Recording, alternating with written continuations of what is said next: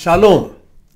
वेगवेगळ्या प्रकारच्या लोकांच्या मध्ये आपण वावरत असताना आपल्याला आढळून येतं की काही लोक व्यापारामध्ये पुढे जातात किंबहुना आहेत, तर काही लोक शिक्षणामध्ये, काही लोक कलागुणांच्यामध्ये आणि मग वेगवेगळ्या कामधंद्यांच्यामध्ये लोक पुढे आहेत.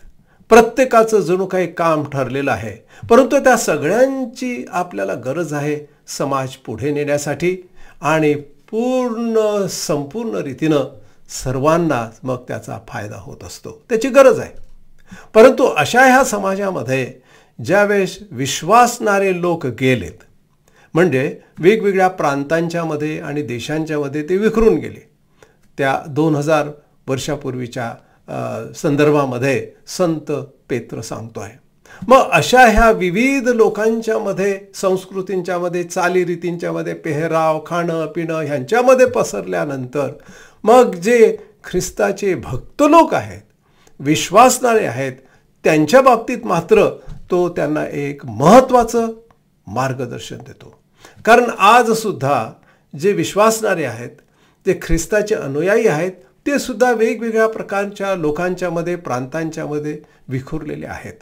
आणि मग अशा परिस्थितीमध्ये त्यांना एक आठवण त्याने करून दिलेली आहे की जरी वेगवेगळ्या लोकांच्या मध्ये आपण आहोत, तरी त्या लोकांच्या मध्ये एक विश्वासणारा समाज म्हणून आपण कोण आहोत आणि कशा रीतीने वावरायचं, जगायचं, त्याचं एक सुंदर मार्गदर्शन ह्या ठिकाणी त्याने त्यांना दिलं आणि ते आज आपल्यासाठी सुद्धा उपयुक्त आहे. आणि म्हणून तो ह्या ठिकाणी सांगतो आहे की ह्याची तुम्ही आठवण ठेवा की तुमची निर्मितीच मुळात कशी झालेली आहे. तुमची निर्मिती ही फक्त त्या ठिकाणी जाऊन तशी झालेली नाही आहे किंवा एका विशिष्ट प्रांतामध्ये जाऊन तिथं तुम्हाला सगळ्या गोष्टी मिळाल्यात, त्या महत्त्वाच्या आहेत.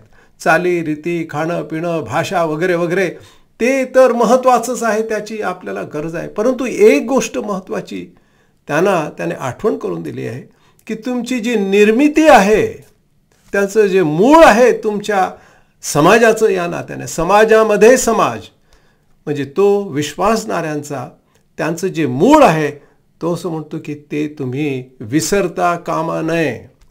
आणि त्याची त्याने आठवण करून दिलेली आहे 1 पेत्र 1 अध्याय 23 वचनामध्ये.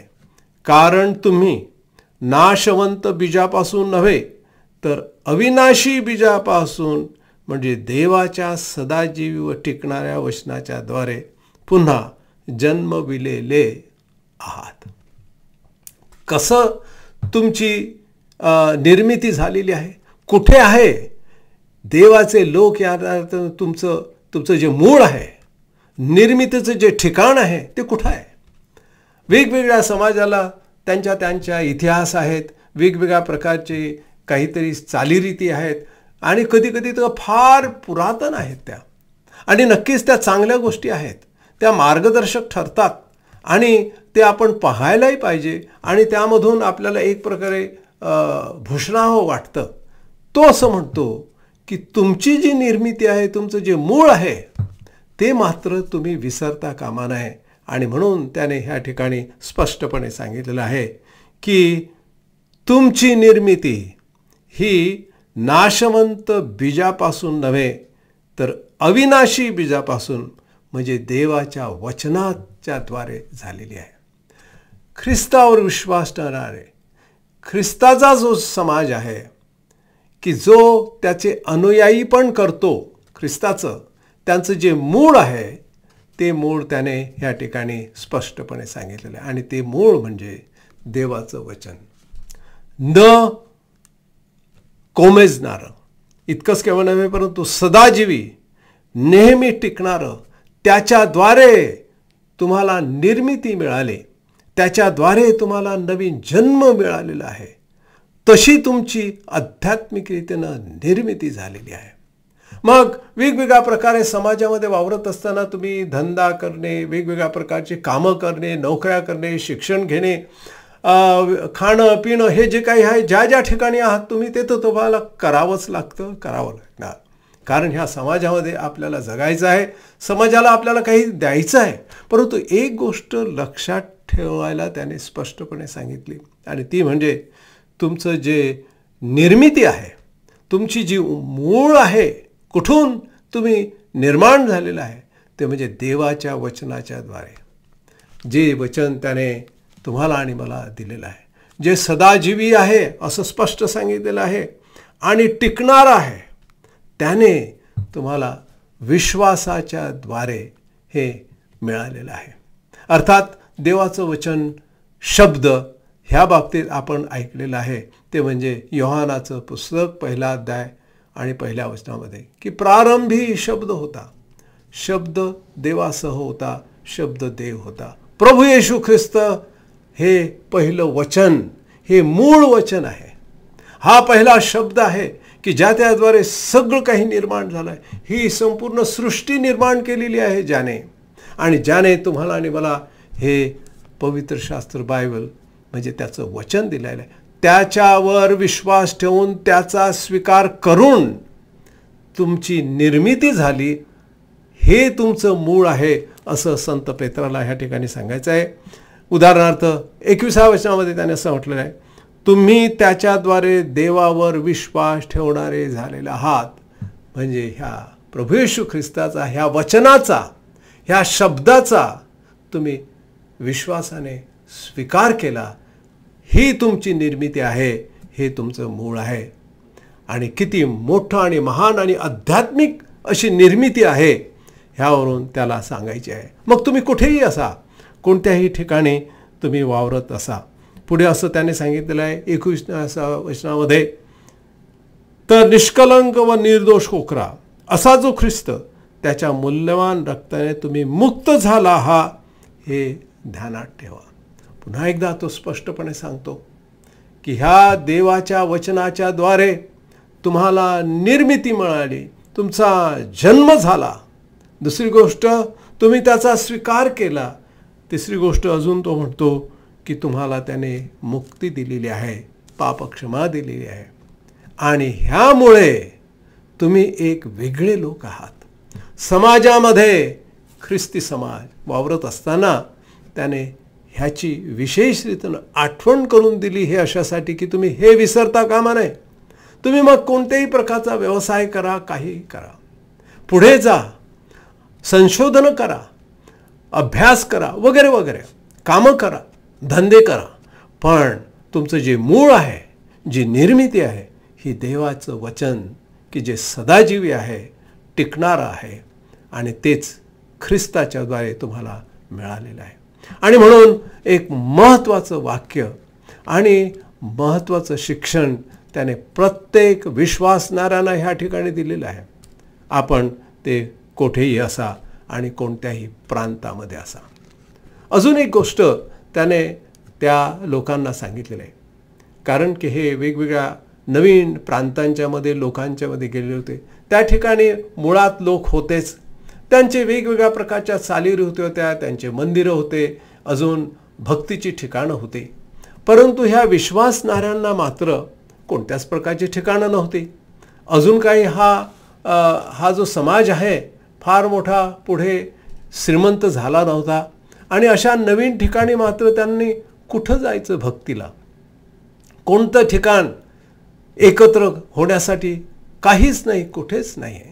मग अशा वेळेला त्याने एक वेगळा फार मोठा महान असा अर्थ मंदिराला देऊन त्यांना सांगितलेला आहे. पुष्कळदा त्यांना असं वाटत होतं की अरे आपल्याला ठिकाणं नाही आहेत मंदिरासाठी, शिक्षणासाठी, भक्तीसाठी, आणि ते फार महत्त्वाचं आहे, ते असायला पाहिजे. उदाहरणार्थ आपल्याकडे हे माहीत आहे की एखाद्या गावामध्ये किंवा एखाद्या शहरामध्ये पूर्वीच्या काळी आणि आतासुद्धा जिथे मंदिरं होते ते त्यांचं केंद्रस्थान असायचं आणि अजूनही आहेत.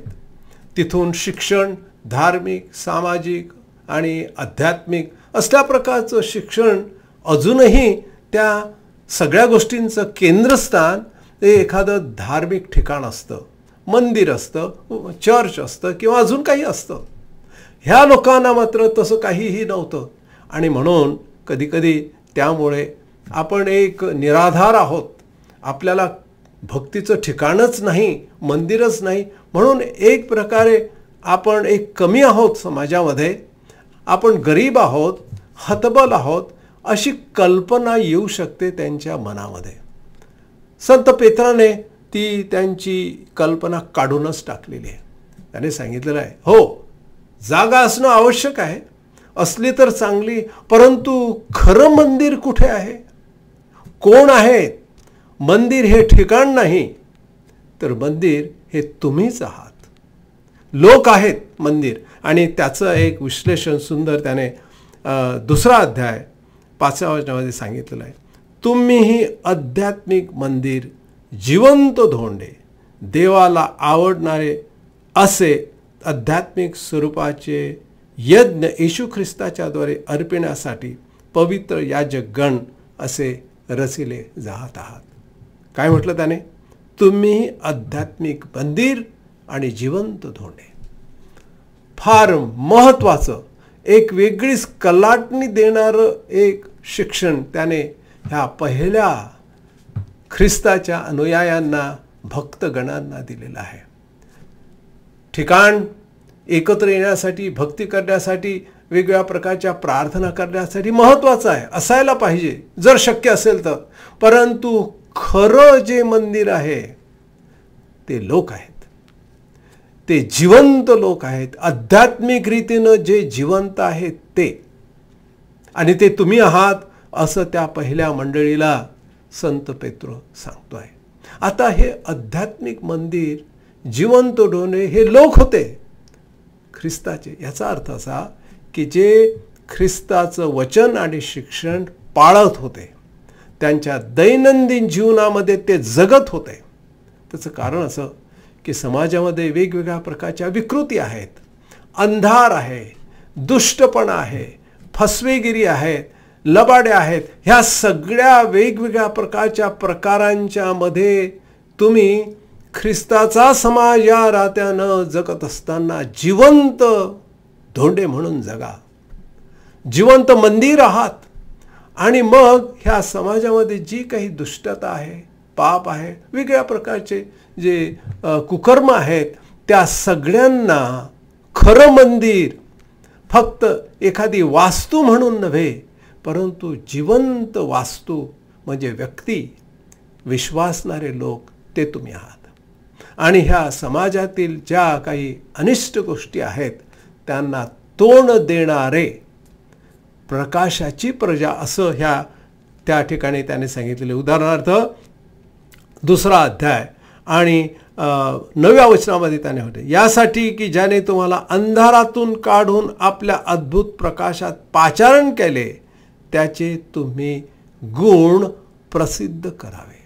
जिवंत धोंडे म्हणजे ह्या जगामध्ये वेगवेगळ्या प्रकारच्या अनिष्ट आणि अनर्थ ज्या गोष्टी घडतात, ह्या जगामध्ये तुम्ही त्या प्रकाशाचे गुणधर्म प्रसिद्ध करावे, म्हणजे जगावे.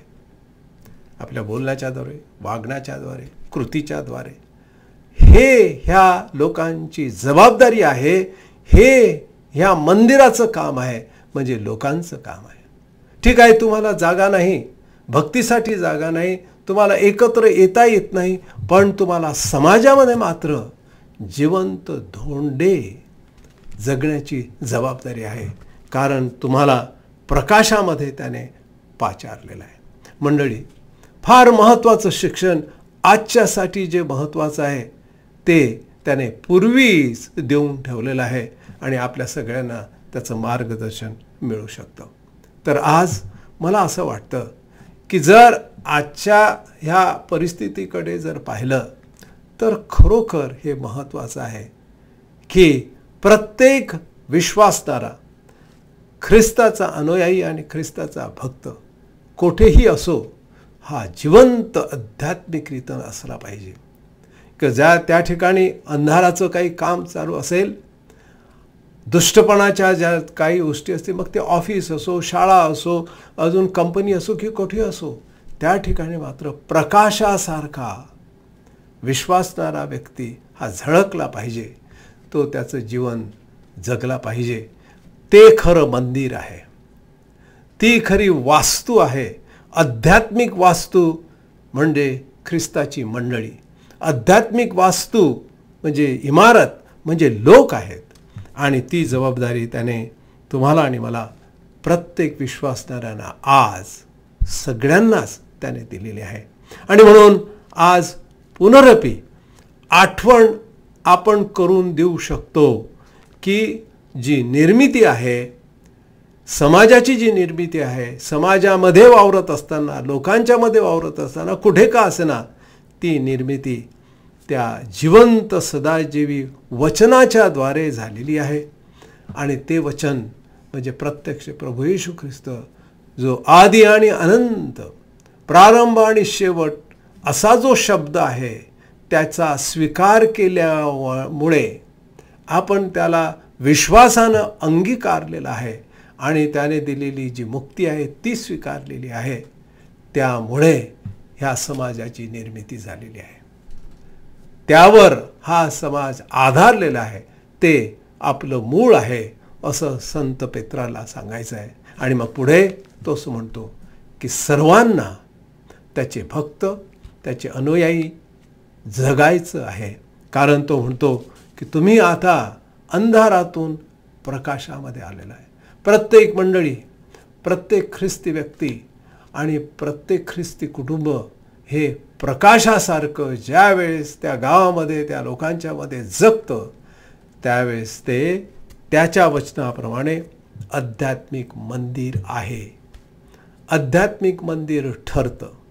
आज आपल्याला पुन्हा एकदा परीक्षणाची एक जबाबदारी आहे. परीक्षणाचा एक प्रसंग आहे की आपण ख्रिस्ताचे लोक या नात्यानं आध्यात्मिक मंदिर, जिवंत धोंडे म्हणून प्रकाशाचं प्रतीक जगामध्ये जगावं. प्रकाशाचं प्रतीक म्हणजे प्रकाश देणारं, प्रकाश जगणारं. आणि माझी खात्री आहे की देव तशा प्रकारे ह्या जगामध्ये, की ज्या जगामध्ये आज प्रकाशाची फार मोठी गरज आहे, अंधार वाढतो आहे असं कधी कधी आपल्याला आढळतं, आज त्याची पूर्वीच्यापेक्षा सुद्धा फार मोठी गरज आहे. आणि त्याच्यासाठी तुम्हाला आणि मला त्याच्या वचनाची गरज आहे, त्याची प्रत्यक्ष गरज आहे. आणि तो आपल्याला रोज तसं मार्गदर्शन देव, ती शक्ती देव आणि आपला उपयोग, त्याचा प्रकाश जिवंत धोंडे म्हणून अधिक इथून पुढे करून घेऊ. आपण प्रार्थना करू. पवित्र देवा, आम्ही मनापासून तुझे उपकार मानतो. ह्या वचनासाठी प्रार्थना करतो की मंडळीचे लोक या नात्यानं, तुझे अनुयायी आणि भक्तगण या नात्यानं आम्हा सर्वांना आध्यात्मिक रीतीनं जिवंत तू ठेव. आध्यात्मिक रीतीनं तू आमचा उपयोग करून घे. आता देवजो बाप ह्याची प्रीती, देवजो पुत्र ह्याची कृपा आणि देवजो पवित्र आत्म्याची सहभागिता आपणा सर्वबरोबर आता आणि सदा सर्व काळ असो. आमेन. आमेन. देव तुम्हास आशीर्वाद देव.